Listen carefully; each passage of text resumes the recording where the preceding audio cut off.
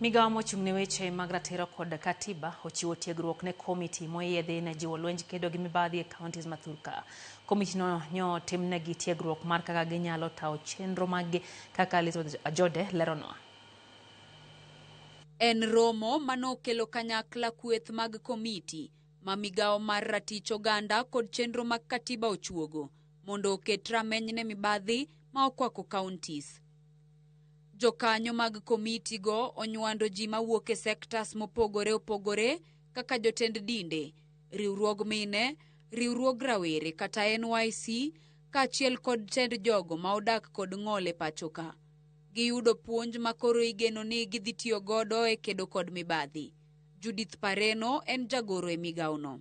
Ni kamiti ambaye inasimamia kila kaunti na inasimamia watu wote wa kila kaunti. Tumewasomesha, wameweza kupata manufaa kwa kazi ile watafanya. Wameelezwa vile watafanya kazi. Tumekubaliana na wao waende mashinani wasimamishe ufisadi, kutumia njia halali za kisheria.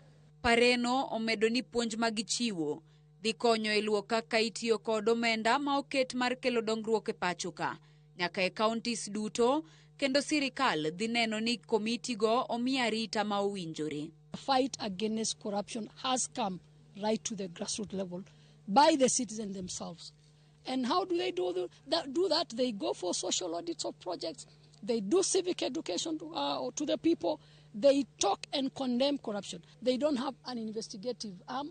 They are not police. They are not ESCC. They are civilians reporting to us the wrongdoing. They are whistleblowers. We are stopping corruption at all, by all means. Jokanyo mag komiti go opuoyo puonj magiyudo kendo gimedo sewo mibadhi madhi nyime e pachoka.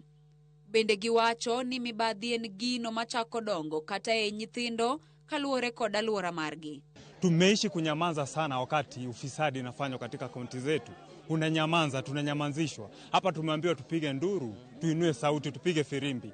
Jambo lingine, serikali ikue kipaumbele kumaliza ufisadi, tuonyeshe mfano ufisadi utamalizwa vipi. Hatuwezi kama serikali itatuonyesha mfano. Kuteresa nimeteresa, nimeonja kidogo, pesa sio yangu, lakini sasa nataka kuondoa mambo ya ufisadi katika kaunti yangu. Unaona mama anatuma mtoto, ndio mtoto akubali kwenda mahali anamtuma, anamwambia shika hii yako, utanunua peremende ama utakula chenye unahitaji, ndio mtoto akubali kwenda mahali ametoka. Ama hata ukituma mtoto anakuja na kuambia sasa nilipe mahali umenituma, nimeenda nimerudi.